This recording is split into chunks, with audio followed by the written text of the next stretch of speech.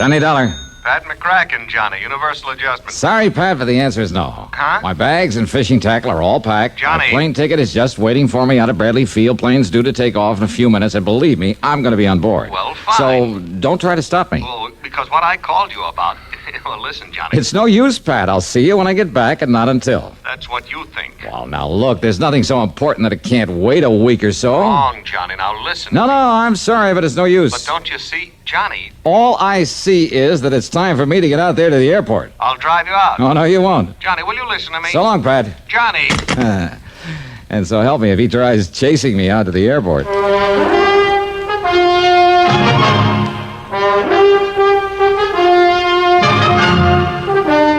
CBS Radio brings you Bob Bailey in the exciting adventures of the man with the action-packed expense account, America's fabulous freelance insurance investigator. Yours truly, Johnny Dollar. Now, Act One of yours truly, Johnny Dollar.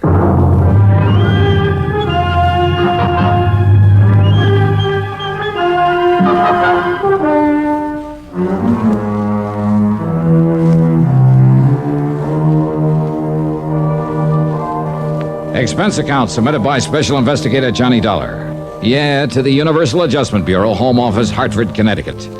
Following is an account of expenses incurred during my investigation of the wholly unexpected matter. Well, it looked as though even my taxi out to Bradley Field was conspiring against me. It developed a flat tire along the way that almost made me miss the plane. Oh, and that cab and plane fare, item 1 on the expense account, $163 even. Though I didn't realize that at the time it was going to be paid for by Universal Adjustment Bureau. Anyhow, I got to the field in the nick of time, jumped aboard the ferry plane for New York. Just sit right here by the door, please, Mr. Dollar, Okay. until we get airborne. Oh, and be sure to fasten your seatbelt, please. Yeah, sure, miss. There you are. I thought for a minute we'd have to take off without you. Oh, not a chance. I wouldn't have missed this plane if I'd had to fly after it under my own power. Johnny Dollar. You're the famous private investigator, aren't you? Yeah, I'm an insurance investigator. Oh, I listen to every one of the exciting cases you handle every Sunday on CBS. Do you? Good. Only, believe me, they're not as exciting as they sound. I don't believe that. No, it's just like any other job of work. And as for that wild expense account of yours, thousands and thousands of dollars. That's a very touchy subject, Miss... Claire, my name's Claire. I mean, after all, Claire, a man has to wangle some kind of compensation on a job like mine. You mean because it's so risky and all, and I don't blame you a bit.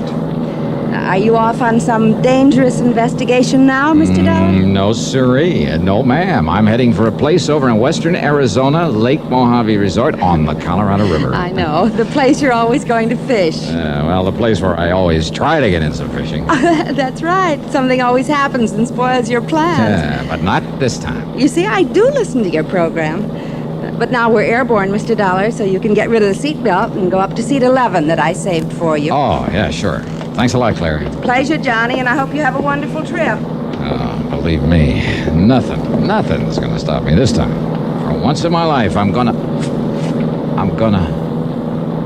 Oh, no. Yeah, I arranged for this seating myself, John. Pat McCracken. That's right. Sit down. Stewardess! Claire! Oh, John. Help! Now, you listen to me, Johnny, Pat. come on, sit down and make yourself What is easy. it, Mr. Dollar? What's wrong? Give me another seat on this crate. Oh, now, Johnny. I'm sorry, Mr. Dollar, but this is the only one left, and Mr. McCracken insisted that I save it for Oh, he you. did he? You wouldn't want to stand all the way down to New York. Besides, the airline wouldn't like it. Now, Pat... Okay. But only as far as New York. Yes? Yeah. If I were you, I wouldn't be too sure. Yeah? All right, now you listen. The minute we land in New York, where I can pick up another plane, Pat, you and I part company. You want to bet on that?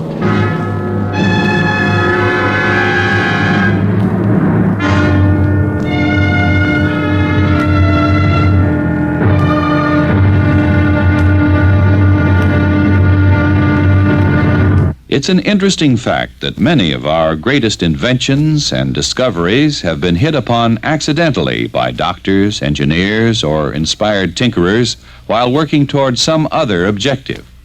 Thomas Edison had such an accident. While working on an advanced telegraph instrument, he noticed a faint musical sound coming from the revolving paper-covered cylinder he was using. He noticed that indentations in the paper caused the needle to vibrate, and the vibrations produced the sound. Setting aside the telegraph instrument momentarily, he experimented with the principle he had accidentally discovered. He fixed a needle to a diaphragm mounted on the short end of a horn, and arranged this apparatus so that the needle would scrape on the revolving cylinder as it turned. Instead of paper on the cylinder, he used a covering of tinfoil, and then spoke through the horn as the cylinder turned, and the vibrations of his voice caused the needle to make indentations of varying depths in the tinfoil surface. After a few models had been made and tested with minor success, Edison recited into the horn the nursery rhyme, "Mary had a little lamb." Then it was played back, and for the first time in history, a machine spoke with a man's voice. Thus the phonograph was born, an invention that grew out of an ingenious inventor's attempt to produce something else. The phonograph and all its various advancements and refinements up to today's tape recording have brought endless pleasure to millions throughout the world. More importantly, they have been used for the advancement of science and culture to an incredible degree.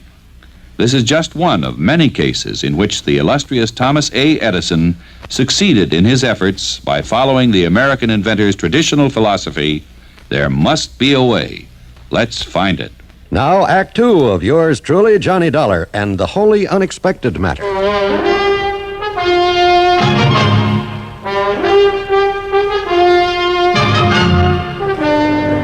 When we got home from New York, I said so long and goodbye to Pat McCracken, then climbed aboard one of the big jets. But just before takeoff, who should come barging in and take the seat next to me? Well, of course, Johnny. This is the seat that was assigned to me. All right now, Pat.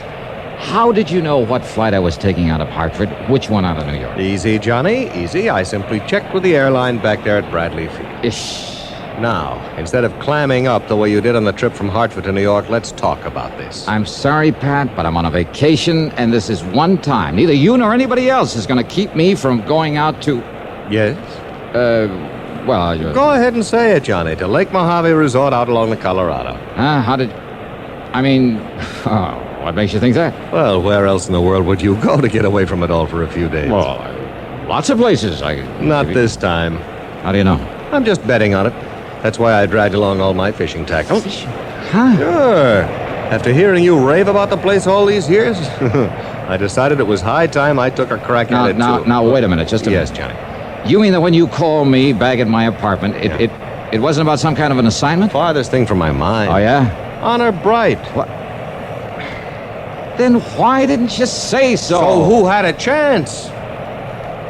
Well, do we go fishing together or don't we?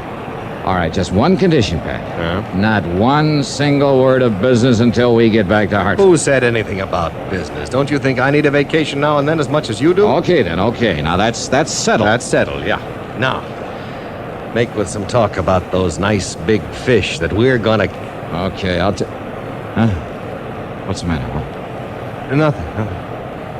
I've been looking at that fellow sitting up there in the seat next to the emergency exit. Well, what about him? Nothing really. It's just that he looks very familiar, and what's more, I'm sure he was also aboard the plane out of Hartford. Oh, so were several other people. Remember, the plane was full. Yes, and I tried to tell you about the way he kept looking back at you in a funny sort of now, way. quit it, Pat. Just well, quit it's a fact, John. Oh, look, did you see that? He gave us a quick glance and then buried his face in his magazine again. So what? Well, almost as though he didn't want to be seen by us. Now, you look here, Are Pat. you sure that you don't recognize him? That face is mighty familiar. Well, it isn't to me, so forget it and relax and let's enjoy ourselves. Funny little scar on his cheek when he half turned just...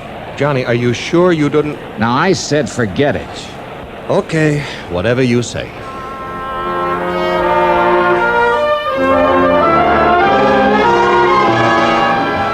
At Los Angeles, we grabbed another ferry plane, this one to Las Vegas, Nevada. Johnny, look, that same man aboard. And don't tell me so what.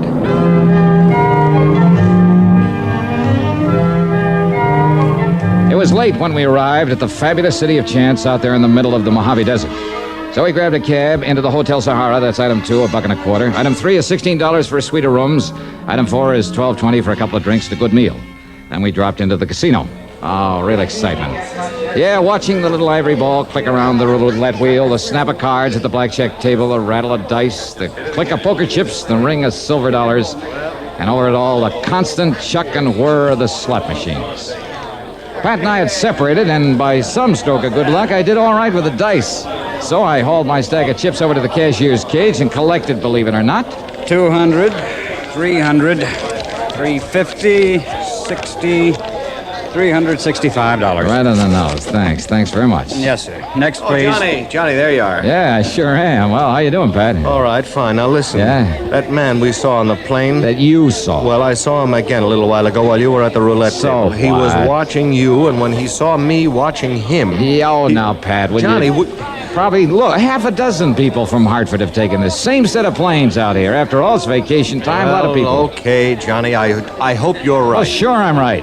Now, look, let's get some sleep, and first thing in the morning, we'll head down to the lake, huh? Come on. Well, whatever you say, only Stop worrying, will you? Will you? Sure, Johnny, sure.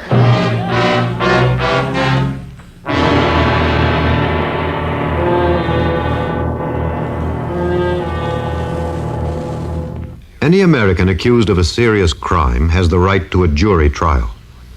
But you also have the right to have your case decided by a jury in most civil cases when you are suing in the federal courts for damages or for the recovery of your property.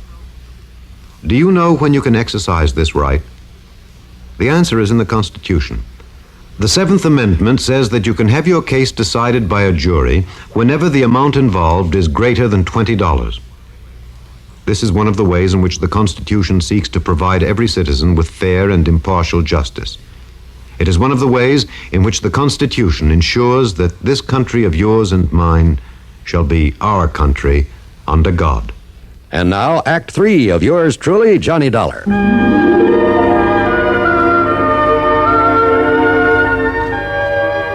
Well, it wasn't much after the crack of dawn that Pat McCracken and I rented a car. That's item 5 on the expense account, $50 deposit. And then we headed south.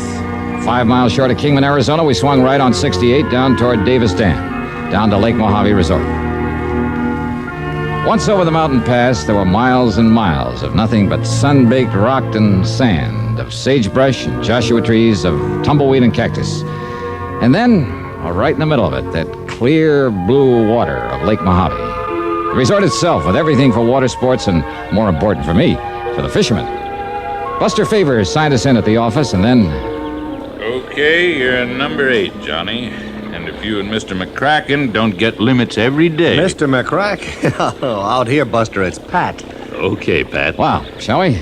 Oh, incidentally, you're not the only one that's out here from Hartford. Oh, all right, Buster? Mr. Malloy arrived late last night. Malloy. Does that name ring a bell, Johnny? It certainly does not. Now, will you forget about that man you saw? Excuse me. Okay, I'm sorry. Well, you ought to be. Okay. Now let's unpack and go fishing. Oh, huh? brother, he just is. try and stop me. Just Just forget arrived. all about business. Well, excuse me, Pat. What? This calls for you. Oh, thanks. You mean you told somebody where you were coming? Only my office, Johnny, you know. Idiot. Here you are. Thank you. Hello. Mr. McCracken, this is Marion at the office. Now, Marion, I said the only calls I want out Please, here... Mr. McCracken, is Johnny Dollar with you? You know he is. Why? That arson case you assigned him 3 years ago, the Morley warehouse? The Morley warehouse fire? What? What's that? Get this, Johnny. Yeah. What about it, Marion? Well, it was Mr. Dollar who told the police how to catch Danny Maloney for that job. Yes, that's right, Scarface And Maloney, when they but... put Maloney in state prison for it, he swore that if he ever got out, well, he's out. Maloney. Did you hear me, Mr. McCracken? Scarface Maloney has escaped from the state prison over at Weathersfield night before last. And if he carries out his threat against Johnny Dollar... You hear that, Johnny? Yeah, I heard. The man aboard the plane with a scar on his cheek? And you wouldn't bother looking at him. All right, now, Okay, wait. Johnny, you're on the expense account. Hey, what's this all about? Buster, the man from Hartford. Malloy, is it? Has he got a scar on his face, Buster? Why, yeah, on his cheek. Where is he? And come to think of it, Johnny, he asked when you'd be arriving. Where is he? Oh, you went out fishing early this morning. You know where, Buster? Just up the lake somewhere is all I know. All right, now. Did you tell him when I'd arrive? No, wasn't sure myself. Then we're one up on him. Maybe. Mr. Malloy looks like a mighty fine man to me. Don't be fooled, Buster. Johnny, what'll we do? Buster, you're the best judge of character I've ever known. Thanks, Johnny. Well, Johnny, Pat, you and I are going fishing. What?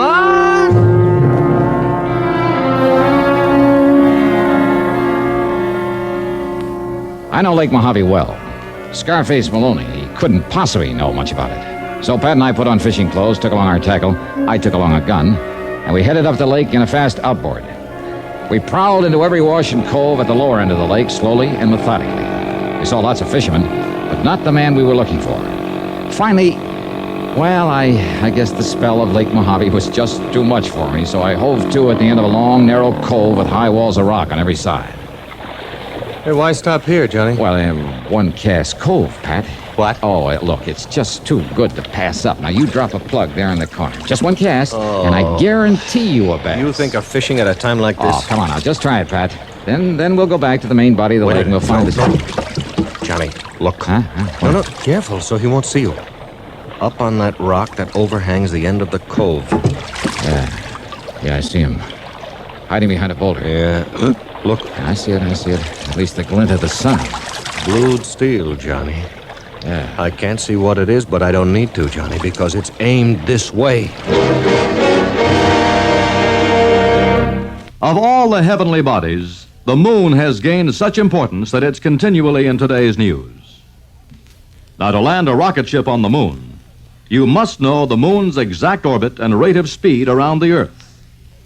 For decades, scientists were sure they knew these facts, but one man felt they were wrong and proved it.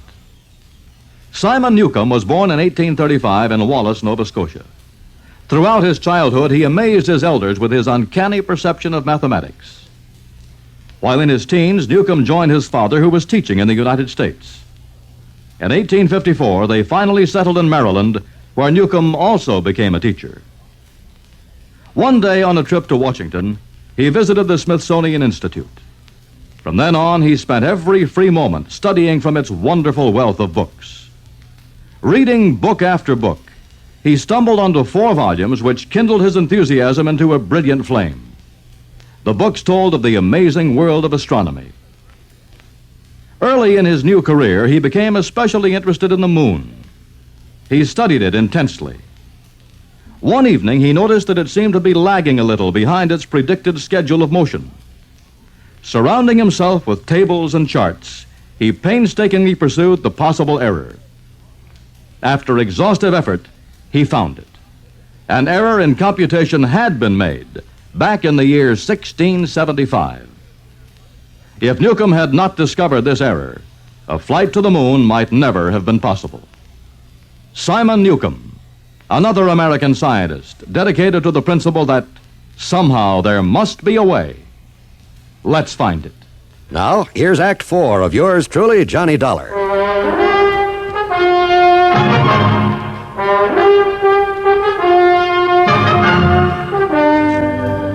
The end of a long cove surrounded by high walls of rock, and on top, a man with blued steel in his hand, aimed straight down at us. Johnny, with the sun on our faces, he's got the advantage of us. We're like sitting ducks down here. What do we do? Now listen, Pat. Yeah? I don't like it, but it's the only way. If I rock us forward a bit, like this, it'll put my end of the boat behind the ledge. Yeah? I'll tie up to it, out of his sight. You'll be the sitting duck. So what? It's you he's after. Now, you'll be in plain sight of him, so go ahead and fish. If you get something, and I'm sure you will, make like you're talking to me, like I'm still here, huh? And you? Through that crevice. Do you see it there? Yeah. Maybe, just maybe I can get around and up behind it. Oh, Johnny, that gun It's our only chance, Pat. Now, look, I can tie us up now, with only you inside of me. Okay, Johnny. All right, start fishing. And believe me, brother, good luck. Right. One cast cove, huh? Well, Johnny, we'll just see about that. Right there in the corner, huh? You mean like this? Carefully, Holy smoke, slowly, you were right. He's a lot I of edged my way up the long crevice in the rocks toward the man who'd been spying on us from above. I was afraid that every step would loosen a slide of rocks and warn him. Come on, Johnny. But all of his attention was on the boat in the cove below where Pat, bless his heart, was dragging out his fight with the fish. The man's back was to me, and then... Wait a minute. Blued steel? Sure it was. Yeah. An old pair of binoculars. Then I slipped on the small rock. Oh, why, Mr. Dollar. Yeah, that's right. Who are you? Malloy's the name, Mr. Dollar. Franklin J. Why, that gun. That's right. Why, Good heavens, I didn't realize you were this jealous of your fishing secrets. Now, what's that supposed to mean? Malloy, Maloney, whatever your name is? Please put it down, sir. Rather you start talking. Well, you see, it's just that I've heard so much about your fishing over here over the years. Oh, yeah? And when my lady friend who works for the airline back there in Hartford... Your lady friend... Well, what? Well, when she told me you were coming out here again, I thought maybe if I kind of spied on you, well, maybe I could learn to catch some of the nice big fish out here the way you do. Now, Mr. Malloy... I didn't think you'd go so far as to use a gun to protect... Hey, Johnny! Yeah, I'm here, Buster. Oh, yeah. Well, I just thought you and Pat here ought to know about another phone call just came in. Yeah? Those Hartford police of yours must be pretty good. What's that mean?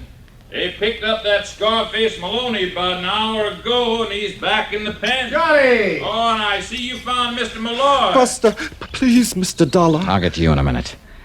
Hey, Buster, you take Pat out where he can catch some little bluegill or a tired old carp, maybe. Eh? Mr. Malloy and I are going after some real lunkers. Couple of secret spots I know. Well, sure. Okay, Mr. Malloy? Bless you, Mr. Dollar.